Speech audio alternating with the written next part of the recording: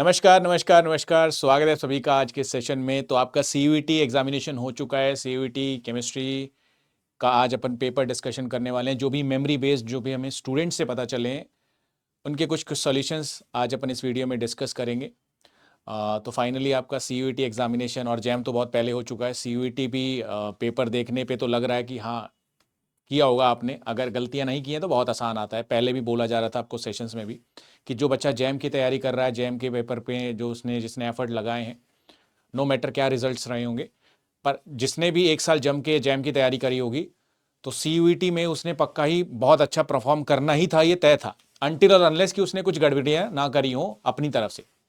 तो इस सेशन में अपन थोड़े से क्वेश्चंस देखेंगे। जो भी मेमोरी बेस्ड क्वेश्चन है एग्जैक्ट आप लोग बता दीजिएगा अगर थोड़ी चीज़ें ऊपर नीचे हो। बट जितने भी क्वेश्चंस मैं यहाँ पे करवाऊंगा वो सब आप ही लोगों से मुझे मिले हुए हैं, बच्चों ने टेलीग्राम पे भेजे थे। ठीक है, तो अकॉर्डिंगली अपन एक एक करके सोल्यूशंस देखते हैं। पर जब फाइनल इसका पेपर रिलीज होगा तब अपन इसका डिटेल सोल्यूशन भी इसी चैनल पे करेंगे। ठीक है, तो आइए जरा देख लेते हैं कुछ क्वेश्चंस हैं। सबसे पहले तो ये क्वेश्चन था केमिकल काइनेटिक्स का, बहुत ही आसान क्वेश्चन था।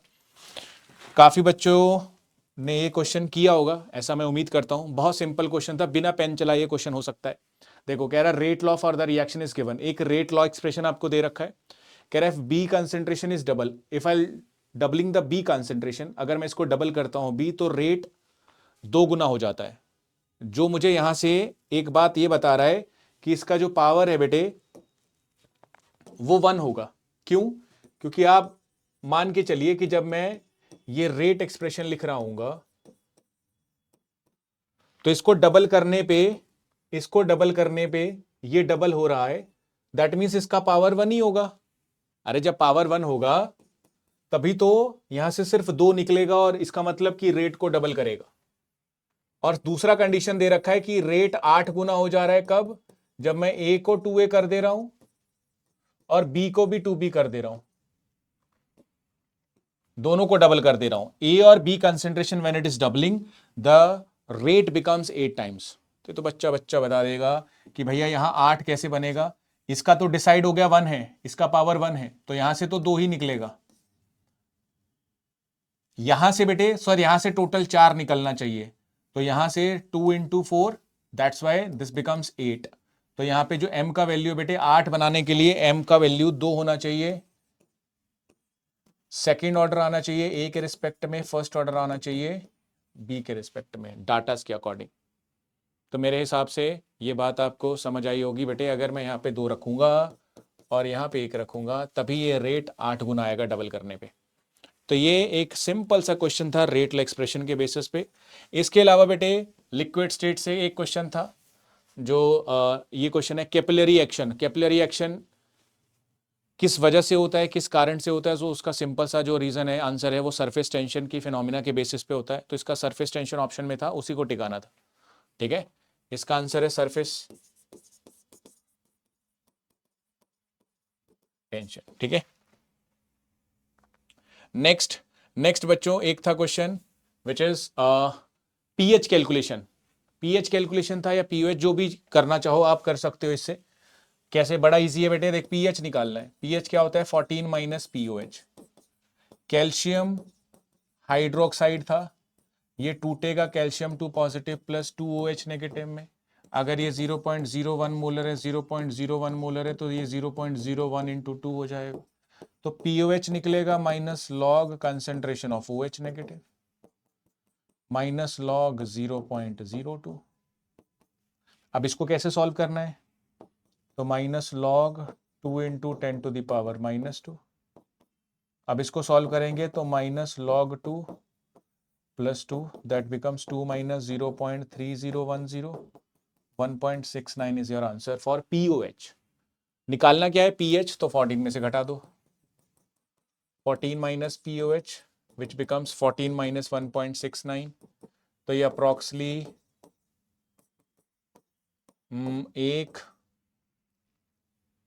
3 बचेगा और यहाँ पे 1 2 12, तो 12.31 ये आपका आ जाएगा pH. This is your pH. ये क्वेश्चन था, सिंपल क्वेश्चन था, आयनिक इक्विलिब्रियम का सवाल था। इसमें आपको पीएच कैलकुलेशंस करनी थी, पीयूएच निकालना था, फिर आपको पीएच का वैल्यू निकालना है 14 में से माइनस करके। Very easy question.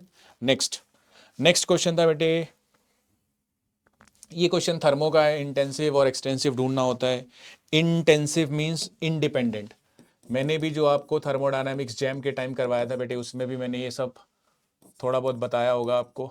इंटेंसिव और एक्सटेंसिव ये तो बच्चे पढ़ते ही पढ़ते हैं जब थर्मो में पढ़ते हैं बेटे। इंटेंसिव मतलब इन से याद रखते हैं, इन मतलब इंडिपेंडेंट। किस पे? साइज पे, अमाउंट पे। इंडिपेंडेंट अपॉन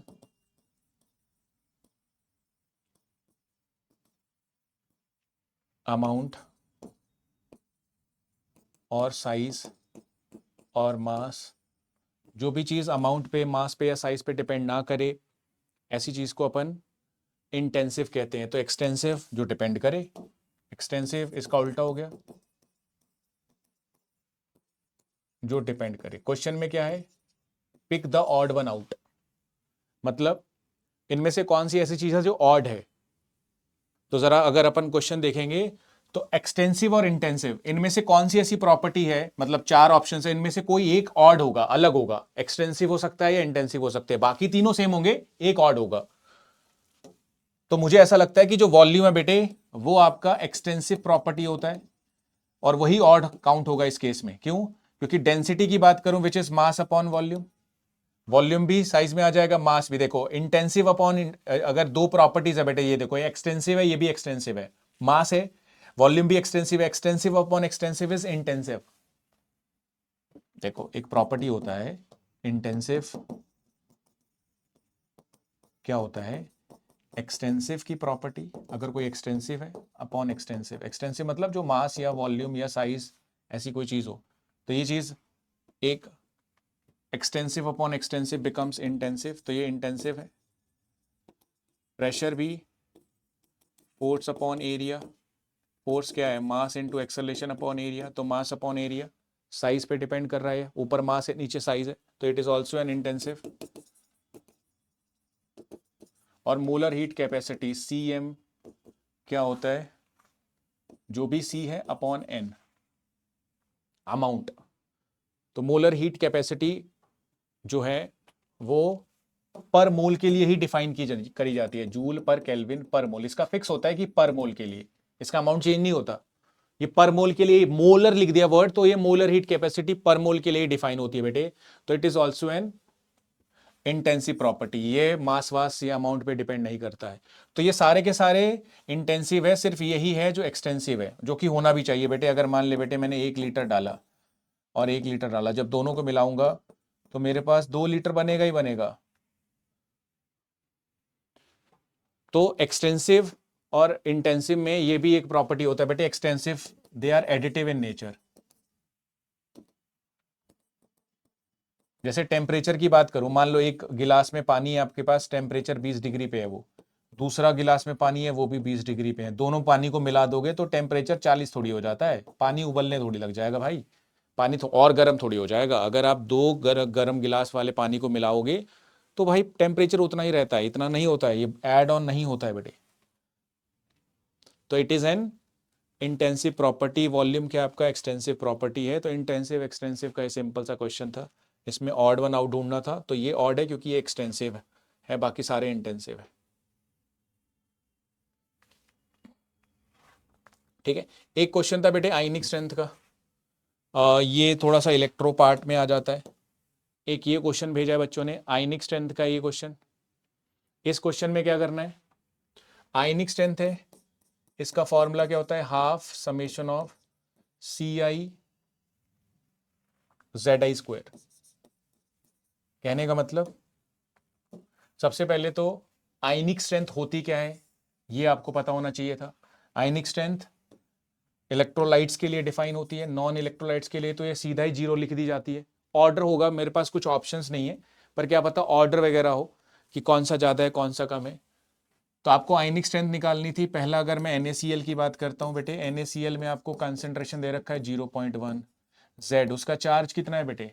अब चाहे चार्ज आप ये पॉजिटिव वाला देख लो या नेगेटिव वाला देख लो, 1 चार्ज है इसमें, उस चार्ज का स्क्वायर करोगे तो 1 ही रहेगा, वैल्यू रख दो। तो ये हाफ हो जाएगा बेटे समेशन ऑफ 0.1 इंटू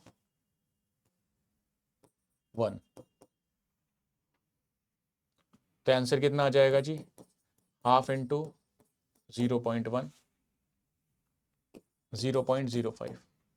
इसी तरीके से आपको बाकी भी सॉल्व करने हैं, तो मैंने ये ऑलरेडी सॉल्व कर रखा है, मैं आपके सामने इनकी वैल्यूज लिख देता हूं।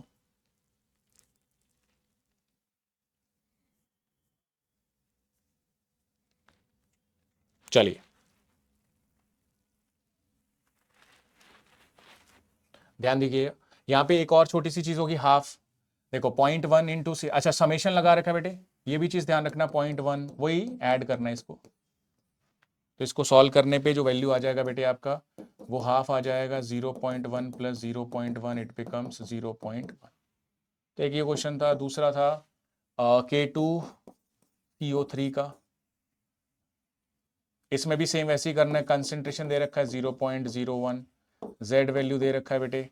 तो यहाँ पे जेड वैल्यू अगर मैं इसकी बात करूँ K2, तो यहाँ पे क्या है 2K positive plus CO3 2 negative, ठीक है। इसकी वैल्यू दे रखी है आपको, तो इसको सॉल्व करेंगे तो आपका इसमें जो आंसर निकल के आएगा that is your ZI is 0.02, क्योंकि इसमें K पॉजिटिव का चार्ज है, एक तो Z है 1 और एक Z है बेटे 2। तो इसका स्क्वायर करूंगा, इसका स्क्वायर करूंगा, इट बिकम्स 1, इट बिकम्स 4। अब इसमें फॉर्मूले में लगाना, आयनिक स्ट्रेंथ क्या होगा, half summation of CI/ZI square लगा दो। हाफ CI कितना है which is C1Z1 square plus C2Z2 square. Half C1 is 0.01 into 1 plus again यही है 0.01 इंटू, अब इसमें देखना बेटे, इसमें एक और छोटी सी चीज़ आपको ध्यान रखनी होती है, K2CO3 है, ये टूटेगा, अगर ये 0.01 है तो इसका कंसेंट्रेशन अब 0.01 इंटू 2 हो जाएगा और ये 0.01 ही रहेगा। तो जब आप दूसरे का जो चार्ज लिख रहे हो, पोटेशियम वाले का जो आप K पॉजिटिव लिखेंगे बेटे, तो उसका जो चार्ज रहेगा वो कितना रहेगा, टोटल कंसेंट्रेशन 2 इंटू में हो जाएगा, ठीक है। ये चीज़ ध्यान रखना, ये वाली चीज़ ध्यान रखना। मतलब कहने का ये है कि यहाँ पे हाफ इंटू, अगर मैं इसको पोटेशियम वाली वैल्यू लेता हूँ तो ये कंसेंट्रेशन हो जाएगा 0.02 इंटू 1 का स्क्वायर प्लस 0.01 इंटू 2 का स्क्वायर विच इज़ 4। तो हाफ 0.02 प्लस 0.01 इंटू 4, आंसर कितना हो जाएगा, ये हो जाएगा 0.06/2, दिस विल कैंसल आउट, 0.03 आ जाएगा आंसर आपका। ये आ जाएगा K2CO3 के लिए। फिर ऐसे ही क्या है अपने पास AlCl3, तो AlCl3 को ऐसे ही तोड़ लेंगे बेटे, Al3 positive plus 3Cl negative. अगर ये 0.001 मोलर है, 0.001 3 इंटू 0.001, तो आपको क्या करना है बेटे, इसमें आयनिक स्ट्रेंथ निकालना है, half C1Z1 square plus C2Z2 square. C1 कितना है, मान लो अगर मैं इसका कंसंट्रेशन देखूं 0.001 इंटू इसका चार्ज कितना है 3 का स्क्वायर प्लस 0.003 इंटू इसका चार्ज कितना है -1, दैट इज 1 का स्क्वायर। -1 करोगे स्क्वायर में तब भी वो पॉजिटिव ही रहेगा, हाफ 0.009 प्लस 0.003, ये हाफ हो जाएगा 0.012, इसको काटूंगा ये आ जाएगा 0.006, करेक्ट, ये आ जाएगा 0.003। और ग्लूकोज के लिए तो आयनिक स्ट्रेंथ 0 ही होगा, क्योंकि ये नॉन इलेक्ट्रोलाइट है, आई इसका 0 हो जाएगा, तो सबसे कम ग्लूकोज होगा। आयनिक स्ट्रेंथ नॉन इलेक्ट्रोलाइट्स के लिए 0 होता है। अगेन AlCl3 में इन सब में कौन सा ज़्यादा होगा, सबसे ज़्यादा NaCl का होगा, क्योंकि इसका 0.1 आ रहा है, इसका 0.03 आ रहा है, तो K2CO3 का होगा। और लास्ट में होगा बेटे AlCl3 एंड देन इसके बाद ग्लूकोज। तो ये कहानी रहने वाली है आपकी, एक बार देख लीजिए। ये पूरा क्वेश्चन था, थोड़ा लेंदी क्वेश्चन अपन इसको मान सकते हैं, पर मैंने आपको पहले ही बताया था, यूट्यूब पे भी मैंने जब लास्ट लेक्चर अपन ने लिया था वहाँ भी अपन ने यही डिस्कस किया था कि हाँ लेंदी क्वेश्चन आएगा, पर वो ऐसा नहीं होगा कि सॉल्व नहीं कर सकते हैं। बिल्कुल ईजी क्वेश्चन था। इलेक्ट्रोकेमिस्ट्री में अपन ये आयनिक स्ट्रेंथ कैलकुलेशंस खूब पढ़ते हैं, जैम में काफ़ी सवाल भी आते हैं यहाँ से। तो ये सिंपल सा एक क्वेश्चन था आयनिक स्ट्रेंथ का, और अभी फ़िलहाल के लिए इतने ही क्वेश्चन हमारे पास हैं। बाकी इसके बाद आपको हितेश सर मिलेंगे अभी, जो कुछ क्वेश्चंस करवाएंगे।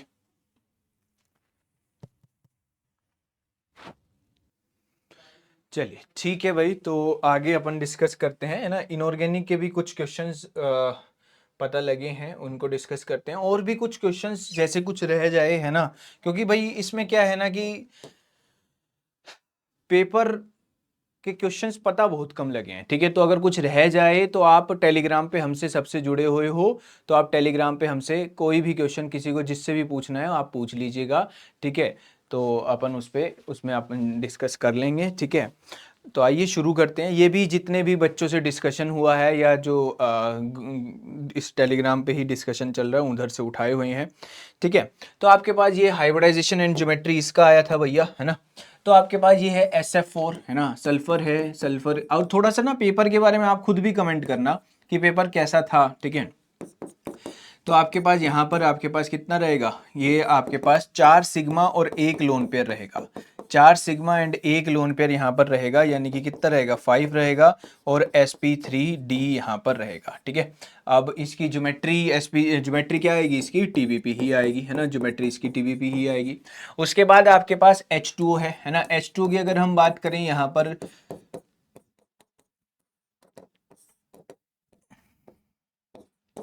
2 सिग्मा 2 लोन पेयर होगा, है ना। क्या होगा, 2 सिग्मा 2 लोन पेयर आपके पास होगा, यानी कि 4 होगा।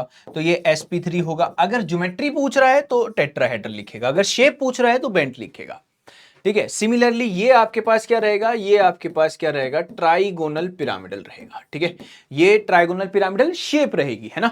sp3 हाइब्रिडाइजेशन रहेगी, sp3 हाइब्रिडाइजेशन रहेगी। और ज्योमेट्री क्या रहेगी इसकी, ज्योमेट्री क्या रहेगी, टेट्राहेड्रल, ज्योमेट्री टेट्राहेड्रल रहेगी। ClF3 को उठा लो, क्लोरीन है 1 2 3 4 5 6 7, 1 2 3, एक लोन पेयर, ठीक है। 3 सिग्मा और 2 लोन पेयर, ठीक है। यानी कि ये 5 आया, 5 से आपके पास sp3d आया, ठीक है। sp3d आया तो ये आपके पास क्या रहेगा, इसकी ज्योमेट्री भी TVP रहेगी, ठीक है। एक XeO3 भेजा है एक बच्चे ने कि सर XeO3 भेजा, पूछा था। अब क्या पूछा था ये तो भाई पता नहीं है, बट मैं बता देता हूँ XeO3 क्या होता है। 1 2 3 4 5 6 7 8, 1 ऑक्सीजन, 2 ऑक्सीजन, 3 ऑक्सीजन और 1 लोन पेयर, यानी कि 3 सिग्मा और 1 लोन पेयर आपके पास है। तो ये कुछ इस तरीके से यहाँ पर आपके पास रहेगा, ये रहा, ठीक है, ये रहा। इसकी ज्योमेट्री क्या रहेगी, टेट्राहेड्रल रहेगी। और इसकी शेप क्या रहेगी, ट्राइगोनल पिरामिडल रहेगी। अगर इसकी मैं ज्योमेट्री की बात करूं तो वो टेट्राहेड्रल रहेगी, और इसकी शेप की मैं बात करूं तो वो ट्राइगोनल पिरामिडल रहेगी। कर पाएंगे या नहीं कर पाएंगे, ठीक है, कर दिया होगा ये तो। एक ये मेरे को भेजा है मैग्नेटिक बिहेवियर, और इसमें एक बच्चे से पूछा है तो वो पैराडाया बता रहा है कि पैराडाया पूछा था, ठीक है। पैराडाया पूछा तो भैया O2 नेगेटिव अगर अपन देखें तो O2 नेगेटिव यहां पर पाई स्टार MOT से मैंने आपको कहा था एक दिखेगा। मैंने आपको बार बार कहा था कि MOT से एक दिखेगा। मैंने आपको यह भी बार बार कहा था कि केमिकल बॉन्डिंग में ज्योमेट्री और हाइब्रिडाइजेशन से एक दिखेगा। बोलो हाँ या ना। केमिकल बॉन्डिंग से ज्योमेट्री और हाइब्रिडाइजेशन से एक क्वेश्चन दिखना, और MOT से भी एक क्वेश्चन दिखने के चांसेस थे ही थे, ठीक है। तो वो आपको दिखा ही है यहाँ पर। O2 नेगेटिव के लिए ये आपके पास है, तो आपके पास ये बन जाएगा, है ना। एक इलेक्ट्रॉन यहाँ पर रहेगा, यानी कि ये पैरा रहेगा। सिमिलरली O2 क्या रहेगा, पाई स्टार, तो ये इस तरीके से रहेगा। ये कितना रहेगा, ये भी पैरा ही रहेगा। NO जो अपन ने पढ़ा था वो क्या होता है, सोमो होता है, सिंगली ऑक्यूपाइड मोलिकुलर ऑर्बिटल। अगर मैं NO की बात करता हूं, सिंगली ऑक्यूपाइड मोलिकुलर ऑर्बिटल होता था यहां पर। बट अगर हम इसकी बात करें, यहाँ पर NO पॉजिटिव की, तो अपने पास यहाँ पर इस तरीके से, है ना, यहाँ पर अपने पास ये क्या रहेगा, डाया रहेगा, ठीक है, क्योंकि ये इलेक्ट्रॉन यहाँ पर निकल चुका होगा, ये 14 इलेक्ट्रॉन स्पीशीज है, डाया ही रहेगा, ये भी आपके पास डाया ही होता है CO। तो ये दोनों डाया डाया आने थे, ये दोनों पैरा और पैरा आने थे। समझ में आ गई बात? आगे देखते हैं। अच्छा, आइडेंटिफाई स्ट्रक्चर, वो XeO3 वाला वो यही होगा फिर, है ना, वो अलग अलग से भेजा गया है। ये क्या होगा, स्ट्रक्चर यानी कि शेप के बारे में, ठीक है। इसकी ज्योमेट्री क्या रहेगी भैया, इसकी ज्योमेट्री क्या रहेगी, आपके पास TBP रहेगी, इसकी ज्योमेट्री आपके पास TBP रहेगी। और इसकी शेप की अगर मैं बात करूं तो इसकी शेप क्या रहेगी, लीनियर शेप रहेगी। इसकी शेप क्या रहेगी, ये लीनियर रहेगी। एक्सी, ये फ्लोरीन है, ये फ्लोरीन है, यहाँ पर लोन पेयर है, यहाँ पर लोन पेयर है, यहाँ पर लोन पेयर है, इस तरीके से यहाँ पर आपके पास रहेगा लीनियर, ठीक है। XeO3 मैंने अभी आपको बता दिया ना, XeO3 मैंने अभी आपको बताया कि ये इस तरीके से रहेगा। अच्छा, XeF6 में अब ऑप्शंस आपको क्या दिए हुए हैं भाई, XeF6 में क्या रहता है, ये आपके पास डिस्टोर्टेड रहता है, ठीक है, ये डिस्टोर्टेड ऑक्टाहेड्रल रहता है। ज्योमेट्री अगर इसकी कहेंगे तो PBP कहेंगे, ठीक है, शेप इसकी कहेंगे तो डिस्टोर्टेड ऑक्टाहेड्रल। अगर डिस्टोर्टेड ऑक्टाहेड्रल नहीं लिखा हुआ तो पेंटागोनल मोनोपिरामिडल लिखेंगे। अगर डिस्टोर्टेड ऑक्टाहेड्रल नहीं लिखा हुआ तो क्या लिखे जाएगा भैया, पेंटागोनल मोनोपिरामिडल लिखा जाएगा। बोलो जी, पेंटागोनल मोनोपिरामिडल आपके पास लिखा जाएगा। आगे चलते हैं नेक्स्ट बात की तरफ। रेडियल नोड्स आपसे बताए गए हैं कि पूछे हैं, ठीक है, 3p और 4f के। तो 3p का रेडियल नोड, अगर इसकी रेडियल नोड अगर अपन बात करें तो इसका रेडियल नोड कितना आएगा, इसका रेडियल नोड की अगर अपन बात करें तो n-l-1 आएगा। 3 माइनस 3p है, 1 माइनस 1 यानी कि 1 आएगा, है ना, कितना आ जाएगा 1। इधर इसकी बात करें तो ये भी n-l-1 होगा। अब रेडियल ही पूछे थे, किसी कोई कहेगा एंगुलर पूछे थे तो अलग बात है। अगर रेडियल पूछे हैं तो आपके पास यही कॉन्सेप्ट लगने वाला है।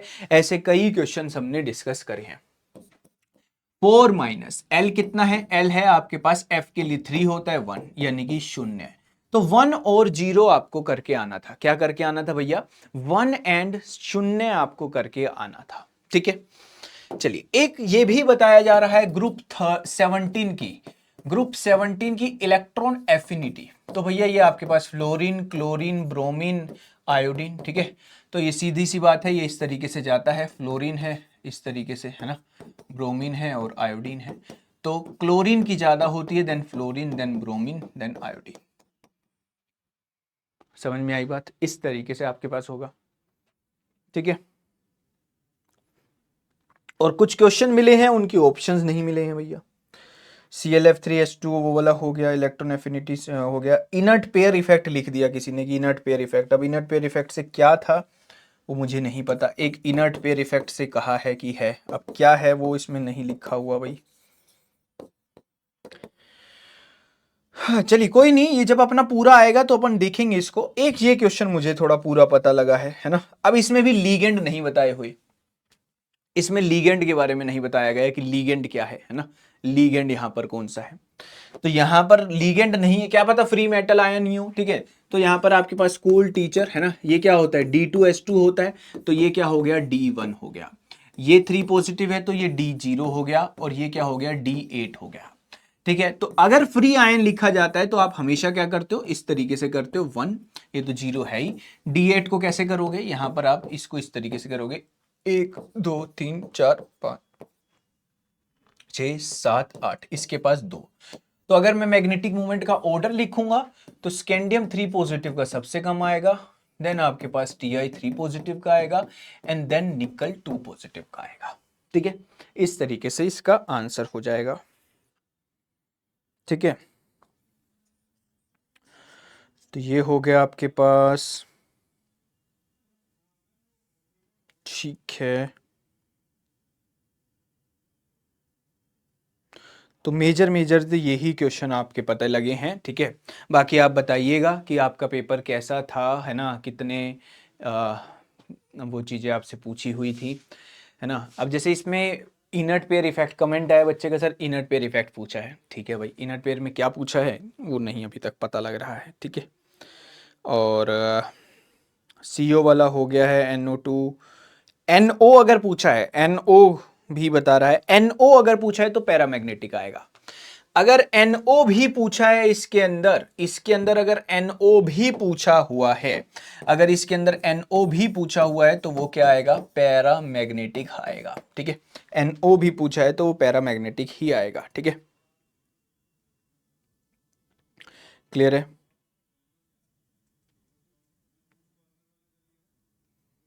ठीक है भैया, चलिए कोई नहीं, है ना। अब कुल मिला के 100 बात की ये बात है, अब रिलैक्स करो भाई, है ना।